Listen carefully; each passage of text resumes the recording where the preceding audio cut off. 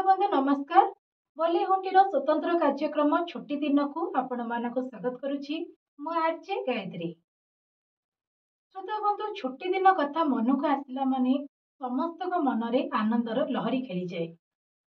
आउ बेसी खुशी होता छोट पिला माने।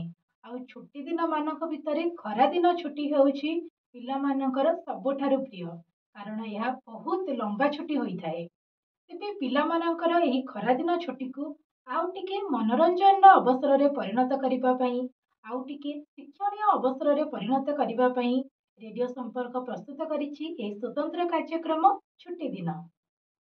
तेबे एही ग्रीष्म छुट्टी आगुरु भी थिला आउ एबे मध्य अछि, किंतु एहा भितरे अनेक किछि परिवर्तन आसीछि। आम जेजेबापा जेजेमांक समय रे जेउ ग्रीष्म छुट्टी थिला आउ आम समय रे जेउ ग्रीष्म छुट्टी अछि ताहा भितरे अनेक किछि फरक देखा देछि। तेबे पिला माने तुम मानकर तो निहाती भाବରେ जानिबाको इच्छा हेउथिबो जे तुम मानकर जेजेबापा जेजेमा एही ग्रीष्म छुट्टी को किभଳି भाବରେ उपभोग करुथिले आ कोन सब खेल खेलुथिले। तेबे आजिर अध्याय आमे ए समस्त विषय रे आलोचना करिबा। आज आम सह स्टूडियो रे दुई जण जेजेबापा जेजेमा उपस्थित अछंती। आमे सेमानक सह बहुत किछि कथा हेबा आउ जानिबा से माने तांको समयर ग्रीष्म छुट्टी रे कोन सब करुथिले, कोन सब खेल खेलुथिले एवं किभଳି भाବରେ तांकर ग्रीष्म छुट्टी को उपभोग करुथिले। तेबे आज आम सह स्टूडियो रे उपस्थित अछंती प्राणकृष्ण मौसा एवं संयुक्ता माउसी। तेबे चलंतु आमे उभय को स्वागत जणाई आमर एही कार्यक्रम को आगु को नेबा। मौसा नमस्कार। नमस्कार। मौसी नमस्कार। नमस्कार। आपण उभय को आम रेडियो संपर्क रे एही स्वतंत्र कार्यक्रम छुट्टी दिन को स्वागत करुछे। धन्यवाद। अच्छा माउसी, छुट्टी दिन यही शब्द आपण केते गुरुत्वपूर्ण अटे? छुट्टी दिन बहुत गुरुत्वपूर्ण समस्त मो एका नुह ये दिन को समस्त अपेक्षा करके रही था। बड़ मैंने भी छुट्टी हेल्ले गाँ को आसती, घर को आसती, बंधुबांधव आसती, हस खुशी हुए, मौज मजलिस करती। पिला मानक टे पाठ पढ़ार भी टे मुक्ति मिले, से खेलने समय पाती। समस्त सांगे जेहेतु समस्त घरे बंधुबांधव गहली होता है, बापा माँ शासन टे मुक्ति मिले। पिला माने खुशी हुए, बड़ मैंने भी खुशी हुए। तेणु ये दिन समस्त गुरुत्वपूर्ण, मो बहुत गुरुत्वपूर्ण कहीं मो पिला दिन स्मृति ये बहुत जड़ित अच्छी। मो पिला दिन मो नाती नातुणी मान देखिले मोर भी मो पिला दिन कथा बहुत मन पड़ जाए। अच्छा मौसा, खरा दिन छुट्टी यह कहले आपण मन को कौन आसी थाए? वर्षकर 10 मास पाठ पढ़ा भीतर प्राय कटि जाए। ये जो मासे 1.5 मास छुट्टी हुए आउ अन्य कौन छुट्टी आ सहित तो समान हबनी। आज्ञा ये 1.5 मास पाखापाखि छुट्टी हुए। मे 21 आरंभ हो जुलाई 1 रे जाके रोकथिला। आज्ञा तेणु आम निर्भय रे आउ तो किसी काम नहीं। से भी नुआ बही भी आसी न थाए, बेले बेले खंडे विखंड बही आसी थाए। से पिला देखिकी पढ़ती पढ़ी पाठ से छाड़ी छुड़ी देकरी खेल बेसी माति जाए। तेणु खेल यही 1.5 मासटा ही से खेलर प्रकृत समय था। माउसी, आपण पिला दिने खरा दिन छुट्टी केमिति बिताउथिले बा केमिति उपभोग करुथिले, कोन सब खेल खेलुथिले? पिला दिन छुट्टी हेले तो साधारणतः आगे मामू घर को जावाटा हूँ आम मुख्य काम था। आज्ञा मामू घरे बुलाबुली करूँ, से जो दोली खेल हुए, पुची खेल हुए, गुड़ी डिआँ खेल हुए, ये सब खेल लुचकाड़ी, रुमाल चोरी, बोहू चोरी, ये सब पुराणा खेल थिला। से सब मन पड़ुचे ए पिला सब देखला बेलू से सब जिनस तो ए ना। तेणु सेगुड़ा सब मन पड़े आमर। सेतबे तो ये लाइन फैन नाला, घरे फैन बुलू नाला कि एसी नाला। तेणु खरा बेल हेले आम पड़े जाऊ कौटी आंब तोटा थी, कौटी बड़ बड़ गचर छाई थी, से जगह को पड़े जाइए खेलु। एवं छोटे केमती सब खरा बेल हेले घर भर रे, कि आम बेले खरा बेल हेले आम सब बाहर पलू। टी पवन बाजब गछ छाई जो तोटा बड़ बड़ तोटा थी से खेला खेली करूँ। ଏଇ ହେଉଛି ଆମ ପିଲାବେଳର କଥା ସବୁ ଆଉ। ଯେମିତି ଆପଣ କହିଲେ କି ଆପଣ ଏତେ ସାରା ଖେଳ ଖେଳନ୍ତି ଆପଣଙ୍କ ପିଲାବେଳେ, ତେବେ ଆପଣ କଣ ଆପଣଙ୍କର ନାତି ନାତୁଣୀକୁ ଏସବୁ ଖେଳ ଶିଖଉଛନ୍ତି? ଯେତିକି ସମ୍ଭବ ଶିଖଉଛି, ସେମାନେ ତ ଶିଖିବାକୁ ରାଜି ନୁହନ୍ତି, ତଥାପି ଯେତିକି ସମ୍ଭବ ହେଇପାରୁଛି ଆମ ପିଲାବେଳ କଥା ଟିକେ ମନେ ରଖିବା ପାଇଁ ତାଙ୍କୁ ସମୟ ବାହାର କରି ଆମେ ଶିଖଉଛୁ। କିଛି କିଛି ଶିଖୁଛନ୍ତି ଆଉ। ହଁ, ସେ ଶିଖେଇବା ସହିତ ନିଜେ ବି ତାଙ୍କ ସହିତ ନିଜେ ଖେଳିକିରି ତାଙ୍କୁ ଟିକେ ଶିଖେଇବାକୁ ପଡୁଛି ଆଉ। କିଛି କିଛି ଖେଳୁଛନ୍ତି, କିଛି କିଛି ମନେ ରଖୁଛନ୍ତି ଆଉ। ତେବେ ମଉସା, ଆପଣ ଯେତେବେଳେ ଛୋଟ ଥିଲେ ଆପଣଙ୍କୁ କଣ ସବୁ ଖେଳ ଖେଳିବାକୁ ଭଲ ଲାଗୁଥିଲା? ଖରାଦିନ ଛୁଟି ହେଲେ ଆପଣ ଆପଣଙ୍କ ସାଙ୍ଗମାନଙ୍କ ସହିତ କଣ ସବୁ ଖେଳ ଖେଳୁଥିଲେ? କିଭଳି ଭାବରେ ଖରାଦିନ ଛୁଟିକୁ ଉପଭୋଗ କରୁଥିଲେ? ସେତେବେଳେ ତ ଇଏ ଯୋଉ ଇଲେକ୍ଟ୍ରିସିଟି ଆଜ୍ଞା ସ୍ୱପ୍ନ, ଇଲେକ୍ଟ୍ରିସିଟିଟା ସେତେବେଳେ ଆମ ସମୟର ସ୍ୱପ୍ନ ଥିଲା। ଯାହା କରିବ ଛାଇରେ କରିବ, ଖରା ତ ଜୋର, ଛାଇରେ ଯାଇକିରି ବସିବ। ସେଇଠି କିଏ ଲୁଡୁ ଖେଳନ୍ତି ଖରାବେଳେ, କିଏ ତାସ ଖେଳନ୍ତି, କେହି କେହି ଅନ୍ୟାନ୍ୟ ସବୁ ଧରନ୍ତୁ ତମର ଯୋଉ ଦୌଡ଼ା ଦୌଡ଼ି, ଲୁଚକାଳି ଏମିତି ବି ଖେଳନ୍ତି। ସେତେବେଳେ ବାହାର ଖେଳଟା ଉପରେ ବେଶୀ ପିଲାମାନେ ଖେଳୁଥିଲେ। ଏବେକାର ପିଲା ସବୁ ଇନଡୋର ଗେମ୍ ଖେଳିବା ପାଇଁ ବେଶୀ ଭଲ ପାଉଛନ୍ତି। ସେତେବେଳେ ସେ ସବୁ ଜିନିଷ ନଥିଲା, ସବୁ ଶାରୀରିକ କସରତର କାମ ହଉଥିଲା। ତେବେ ମଉସା ଆପଣଙ୍କୁ କଣ ଖେଳ ଖେଳିବାକୁ ଭଲ ଲାଗୁଥିଲା? ମୁଁ ଫୁଟବଲ ଖେଳୁଥିଲି, ଆଜ୍ଞା ଆଉ ବୋହୁ ଚେରି ଖେଳିବାକୁ ଭଲ ଲାଗେ। ମୁଁ ବାଗୁଡି ଖେଳି ପାରେନି, ଆଜ୍ଞା ଗୋଡ ଫୋଡ ଭାଙ୍ଗିଯିବ ଏଇ ଭୟରେ ମୁଁ ଏତେ ଘରେ ପାଟି କରନ୍ତି, ମୁଁ ଆଉ ସେଇଟା ଉପରେ ବେଶୀ ଗୁରୁତ୍ୱ ଦିଏ। ତେବେ ଆପଣଙ୍କର ଯୋଉ ନାତି ନାତୁଣୀ ଅଛନ୍ତି, ଆପଣ ତାଙ୍କୁ ସେଇ ବୋହୁ ଚୋରି ଖେଳ ଶିଖଉଛନ୍ତି ନା ନାହିଁ? ଶିଖଉଛି, କିନ୍ତୁ ସେମାନେ ଟିକେ ପରିଶ୍ରମ କରିବାକୁ ରାଜି ହଉନାହାନ୍ତି। ଆଜ୍ଞା ତଥାପି କେତେ ଯିଏ ଯିଏ ଖେଳୁଛନ୍ତି, ଦୌଡ଼ା ଦୌଡ଼ି ଟିକେ ଖେଳାଖେଳି କରୁଛନ୍ତି। ଆଗେ ଯୋଉ ଆମର ଯୋଉ ଖେଳ ହଉଥିଲା, ଆଗେ ଗାର ଟଣା ହବ ଆଜ୍ଞା ଇଏ ରାସ୍ତା ଉପରେ, ଆଉ ସେତେବେଳେ ପଡିଆକୁ ଛୋଟ ଛୁଆ ଯାଇପାରୁନଥିଲେ। ରାସ୍ତା ଉପରେ ମାଟି ପକା ମାଟି ସବୁ ବାଲି ଚଢି ଯାଇଥିବ, ଯେମିତି ବର୍ଷା ପାଣିରେ ସେ ଗାର ଟାଣିଦେବେ। ଏଉଠୁ ଏତେ ବାଟ କିଏ ଦୌଡ଼ିକିରି ଯିବ, କାରଣ ତା ପୂର୍ବରୁ ସମସ୍ତେ ବାର୍ଷିକ ଖେଳ ପ୍ରତିଯୋଗିତା କରିଥାନ୍ତି ସ୍କୁଲରେ, ତାଙ୍କର ସେଇଟାକୁ ଅଭ୍ୟାସ କରନ୍ତି। ସେ ଗାର ଟଣାକୁ ଲକ୍ଷ୍ୟ କରି ଦୌଡ଼ିବେ, 3 ଜଣ ପିଲା ଠିଆ ହେଇଯିବେ, କିଏ ଦୌଡ଼ିକି ଯାଉଛି ଆଗ ସେଠିକି, ସେଠି ଯାଇ ପହଞ୍ଚିକିରି ସେଠି ତାଙ୍କର ସେ ଶାରୀରିକ ପ୍ରଦର୍ଶନ କରନ୍ତି। ତେଣୁ ତାଙ୍କର ଶରୀର ସେତେବେଳେ, ଆମର ସେତେବେଳେ ଶରୀର ଉପରେ ବେଶୀ ଧ୍ୟାନ ଦିଆଯାଉଥିଲା। ନିହାତି ଭାବରେ ମଉସା। ତେବେ ସଞ୍ଜୁତା ମାଉସୀ, ଆପଣଙ୍କ ସମୟର ଖରାଦିନ ଛୁଟି ଆଉ ଏବେକା ସମୟର ଖରାଦିନ ଛୁଟି ଭିତରେ କଣ ଫରକ ଦେଖୁଛନ୍ତି ଆପଣ? ସମୟ ଅନୁସାରେ କଣ ସବୁ ପରିବର୍ତ୍ତନ ଆସିଛି? ସମୟ ଅନୁସାରେ ତ ବହୁତ କିଛି ପରିବର୍ତ୍ତନ ଆସିଛି।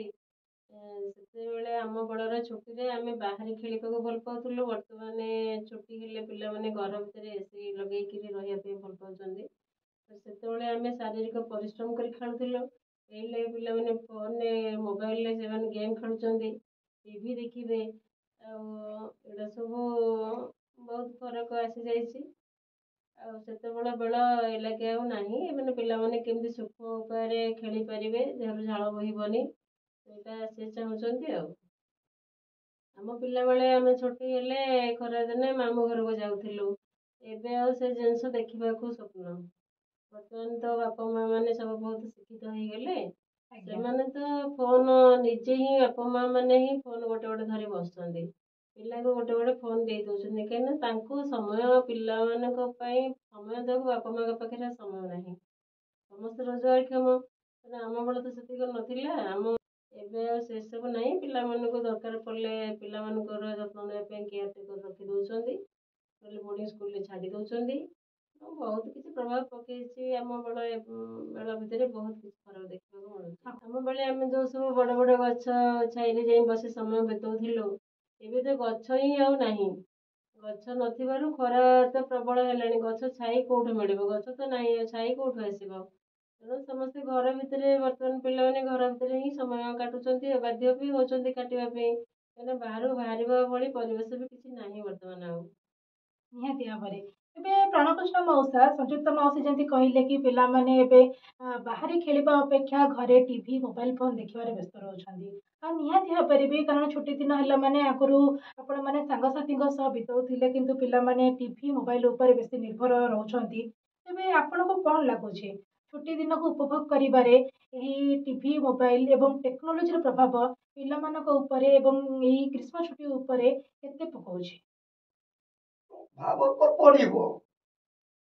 ଏ ଯୋଉ ଟିଭି ହଉ ବା ମୋବାଇଲ ହଉ, ତାର ପ୍ରଭାବ ପଡିବ। କାରଣ ଆଗେ ଯୋଉ ତୋଟା ଥିଲା, ତୋଟା ତ ପ୍ରଶ୍ନ ଉଠୁନି, ତୋଟା କହିଲେ ପିଲା ବୁଝିପାରିବେନି। ଆଜ୍ଞା ଏବେକା ପିଲାକୁ ଯଦି ପ୍ରଶ୍ନ କରାଯାଏ ତୋଟା କଣ, ସେ ପଚାରେ ତୋଟା କଣ, ସେ କେମିତିଆ ଜିନିଷ। ତେଣୁ ସେ ତ ବର୍ତ୍ତମାନ ସେଇ ଘର ଭିତରେ ଇଲେକ୍ଟ୍ରିକ ଫ୍ୟାନ, କୁଲର ଆଉ ଏଇ ବ୍ୟବସ୍ଥା ରହିଲା।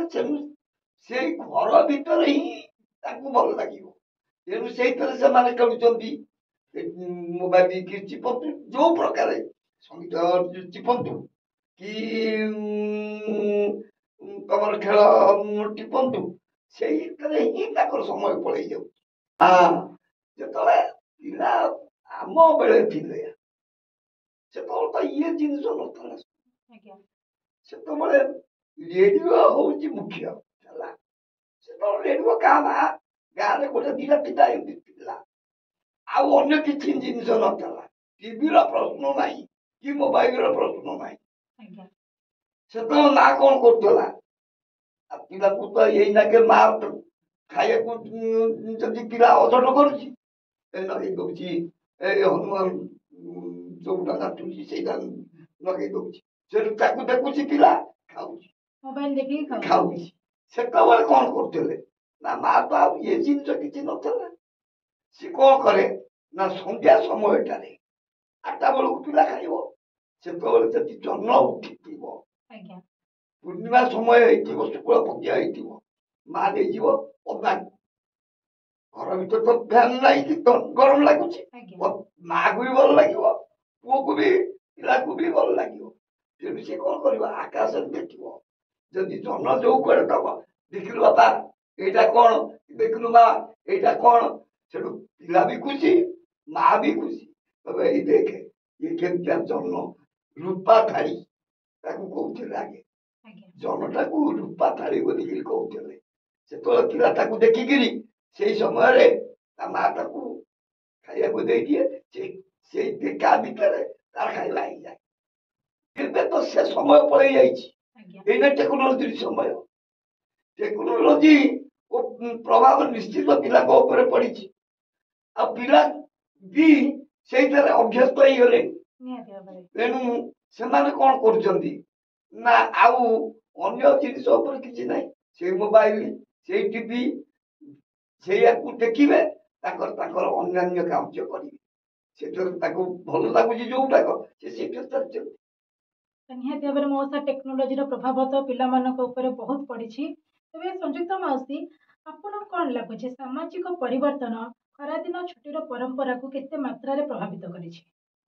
ସାମାଜିକ ପରିବର୍ତ୍ତନ ତ ବହୁତ ମାତ୍ରାରେ ପିଲାଙ୍କ ପ୍ରଭାବିତ କରିଛି। କାହିଁକିନା ଆଗକାଳେ ବହୁତ ଯୌଥ ପରିବାର ଥିଲା, ଏବେ ଯୌଥ ପରିବାର ଦେଖିବାକୁ ବି ସ୍ୱପ୍ନ ହେଇଗଲାଣି। କାଁ ଭାଁ କୋଉଠି ଗୋଟେ ଦୁଇଟା ଅଛି। ପିଲାମାନେ ତ ଜେଜେବାପା ଜେଜେମାଙ୍କ ପାଖରେ ବି ରହିବାକୁ ବିରଳ ଦୃଶ୍ୟ ହେଇଗଲାଣି। ତ ବାପା ମା ମାନେ ଯୋଉଠି ଚାକିରି କରୁଛନ୍ତି ବାହାରେ, ପିଲାଙ୍କୁ ସେଠିକି ନେଇଯାଉଛନ୍ତି। ଆଉ ଜେଜେବାପା ଜେଜେମା ତ ସେ ଗାଁରେ ରହୁଛନ୍ତି ନା, ତାଙ୍କ ସଂସ୍ପର୍ଶରେ ବି ପିଲା ଏତେ ଆସୁନାହାନ୍ତି। ମାମୁଁ ଘରକୁ ତ ଯିବା ଦୂରର କଥା, ମାମୁଁ ମାଇଁ କେମିତି ସେମାନେ ଦେଖିଥିବେ କି ନାହିଁ। ଆଉ ଏମିତି ପର୍ବପର୍ବାଣୀ ଭଲ ମନ୍ଦ କେତେବେଳେ ହେଲେ କଣ ଯଦି ଯାଉଛନ୍ତି, ବାପା ମାଙ୍କ ସାଙ୍ଗରେ ହିଁ ସେମାନେ ଯାଆନ୍ତି।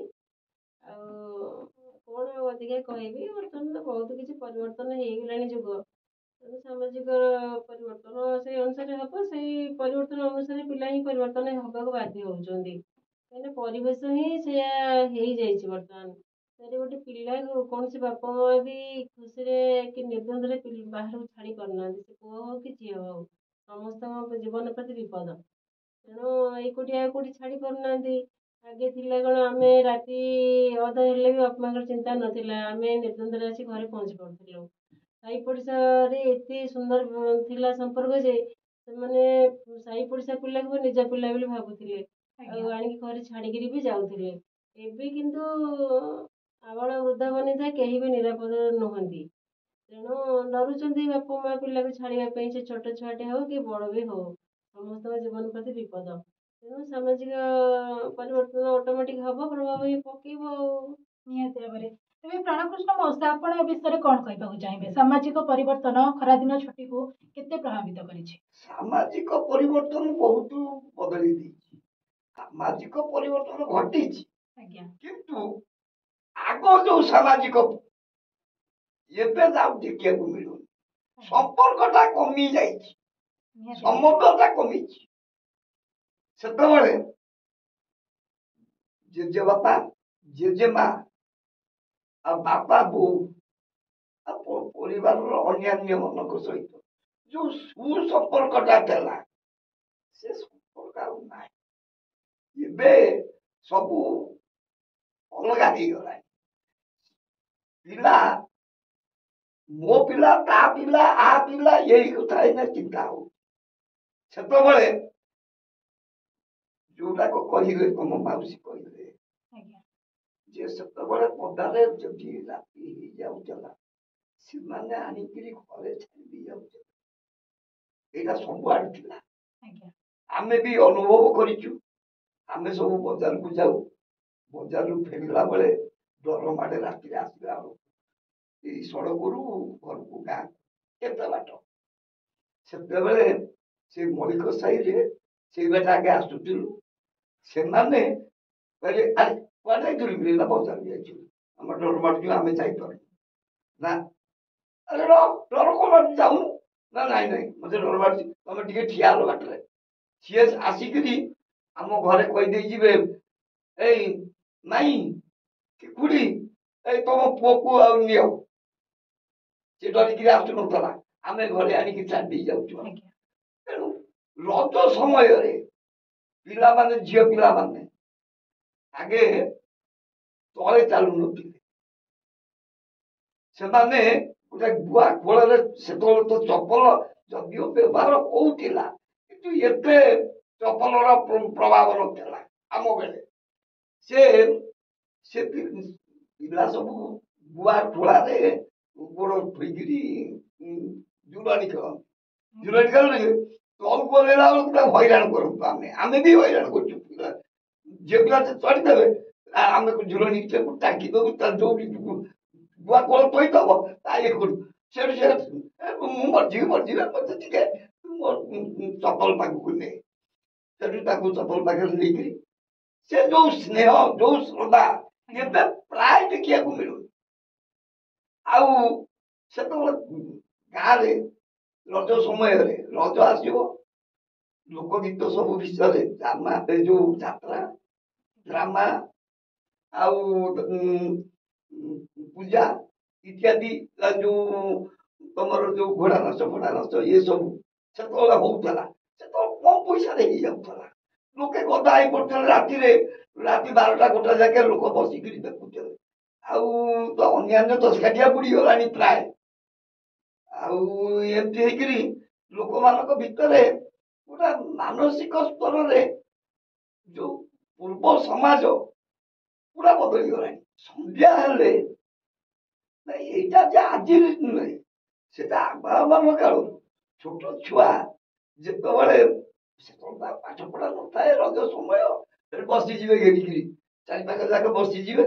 ମା ଗୋଟେ ଗପ କହିଲୁ, ସେ ବୁଢୀ ଅସୁରୁଣୀ କଥା, ନହେଲେ ରାଜା ପୁଅ କଥା, ପିଲାମାନଙ୍କୁ ଭାରି ଶୁଣିବା ପାଇଁ ମଜା ଲାଗେ। ସିଏ ସେଠୁ କହିବେ, ମା ସେ ଯୋଉ କାଲି ଯୋଉଟା କହୁନଥିଲୁ, ସେ ଯୋଉ ନେଇଗଲା ସେ ପିଲାକୁ ବେଗରେ ପୁରେଇକିରି, ସେ କଥାଟା କହିଥିଲେ। ସେ ତାକୁ ମା ଜେଜ ତାକୁ ବୁଝଉଥିଲେ କହିକିରି। ସେତେବେଳେ ପିଲା କଣ ଖୁସି ହେଇଯାଉଥିଲା ସେଇଆକୁ ଶୁଣିକି। ଏଇକିନା ତ ଖାଲି ସେଇ ଟିଭି, ସେଇ ମୋବାଇଲ ଆଉ। ନିହାତି ଭାବରେ ମଉସା ଯେମିତି କହିଲେ କି ସାମାଜିକ ପରିବର୍ତ୍ତନ ବହୁତ ମାତ୍ରାରେ ଏବେକାର ସମୟକୁ, ଏବେକାର ଖରାଦିନ ଛୁଟିକୁ ଏବଂ ବିଶେଷ କରି ପିଲାମାନଙ୍କୁ ଏହା ବହୁତ ମାତ୍ରାରେ ପ୍ରଭାବିତ କରିଛି। ନିହାତି ଭାବରେ ଆପଣମାନଙ୍କ ସହ କଥା ହେଇ ଆଜି ବହୁତ ଭଲ ଲାଗିଲା ଏବଂ ପୂର୍ବ ସମୟର ଯେଉଁ ଖରାଦିନ ଛୁଟି ଥିଲା ଏବଂ ଆପଣମାନେ କିଭଳି ଭାବରେ ଆପଣଙ୍କର ଖରାଦିନ ଛୁଟିକୁ ଉପଭୋଗ କରୁଥିଲେ, କ'ଣ ସବୁ ଖେଳ ଖେଳୁଥିଲେ, ସେ ସମସ୍ତ ବିଷୟରେ ଆଜି ଆମ ସହିତ ଆପଣଙ୍କର ଅନୁଭୂତିକୁ ଆପଣ ବାଣ୍ଟିଲେ। ଆମକୁ ବି ବହୁତ ଖୁସି ଲାଗିଲା ଆପଣମାନଙ୍କ ସହିତ ଆଲୋଚନା କରି। ତେବେ ପ୍ରାଣକୃଷ୍ଣ ମଉସା ଏବଂ ସଞ୍ଜୁତା ମାଉସୀ, ଆପଣ ଉଭୟଙ୍କୁ ବହୁତ ବହୁତ ଧନ୍ୟବାଦ। ଆପଣ ଆମ ସହ ଷ୍ଟୁଡିଓରେ ଉପସ୍ଥିତ ହେଲେ ଏବଂ ଆମର ଏହି ସ୍ୱତନ୍ତ୍ର କାର୍ଯ୍ୟକ୍ରମ ଛୁଟି ଦିନରେ ଭାଗ ନେଲେ ଏବଂ ବହୁତ କିଛି ଜଣା ଅଜଣା କଥା ମଧ୍ୟ ଆମକୁ ଜଣାଇଲେ। ତେବେ ଆପଣ ଉଭୟଙ୍କୁ ଆମ ରେଡିଓ ସମ୍ପର୍କ ତରଫରୁ, ଆମ ଶ୍ରୋତାବନ୍ଧୁମାନଙ୍କ ତରଫରୁ ଅନେକ ଅନେକ ଧନ୍ୟବାଦ। ଧନ୍ୟବାଦ। ତେବେ ଶ୍ରୋତାବନ୍ଧୁ, ଆଜିର ଅଧ୍ୟାୟରେ ଆମେ ଆଲୋଚନା କଲେ ଆମର ପ୍ରାଣକୃଷ୍ଣ ମଉସା ଏବଂ ସଞ୍ଜୁତା ମାଉସୀଙ୍କ ସହ ଏବଂ ଜାଣିଲେ ସେତେବେଳ ସମୟରେ ଗ୍ରୀଷ୍ମ ଛୁଟି କିଭଳି ଥିଲା ଏବଂ ଏବେକାର ସମୟରେ ଗ୍ରୀଷ୍ମ ଛୁଟି କିଭଳି ଅଛି। ଏବେ ଛୁଟି ତ ସେତେବେଳେ ବି ଥିଲା, ଛୁଟି ତ ଏବେ ବି ଅଛି, କିନ୍ତୁ ପରିବର୍ତ୍ତନ ବହୁତ ଆସିଛି। ଏବେ ସାମାଜିକ ପରିବର୍ତ୍ତନ ଏବଂ ଟେକ୍ନୋଲୋଜିର ପ୍ରଭାବ ମଧ୍ୟ ପିଲାମାନଙ୍କ ଉପରେ ଏବଂ ଛୁଟି ଦିନ ଉପରେ ବହୁତ ମାତ୍ରାରେ ପଡୁଛି। ତେବେ ଆଜିର ଅଧ୍ୟାୟରୁ ଆମେ ଯେତିକି ଜାଣିଲେ କି ଏଇ ଟେକ୍ନୋଲୋଜିର ବ୍ୟବହାର ଭିତରେ ଆମେ ପିଲାମାନଙ୍କୁ ଯଦି ବହୁତ ସମୟ ଦେଇପାରିବା, ତାହେଲେ ନିହାତି ଭାବରେ ସେମାନେ କିଛି ଶିଖିବାକୁ ପାଇବେ ଏବଂ ନିଜର ଛୁଟି ଦିନକୁ ଟିକେ ଉପଭୋଗ ମଧ୍ୟ କରିପାରିବେ। କାରଣ ପୂର୍ବ ସମୟର ଖରାଦିନ ଛୁଟି ବହୁତ ନିଆରା ଥିଲା, ଯାହାକି ଏବେ ଧୀରେ ଧୀରେ କମିଗଲାଣି। ତେଣୁ ଯଦି ପିଲାମାନଙ୍କୁ ଆମେ ପୂର୍ବ ସମୟକୁ ଟିକେ ଫେରାଇ ନେଇପାରିବା, ଯଦି ସେମାନଙ୍କୁ ଟିକେ ସମୟ ଦେଇପାରିବା, ଯଦି ସେମାନଙ୍କୁ ତାଙ୍କ ଜେଜେବାପା ଜେଜେମାଙ୍କ ଠାରୁ ଟିକେ କାହାଣୀ ଶୁଣାଇବା, ତାହେଲେ ନିହାତି ଭାବରେ ଏହା ପିଲାମାନଙ୍କ ପାଇଁ ମଧ୍ୟ ବହୁତ ଭଲ ହେବ ଏବଂ ସେମାନେ କିଛି ଜାଣିବାକୁ ପାଇବେ, କିଛି ଶିଖିବାକୁ ପାଇବେ।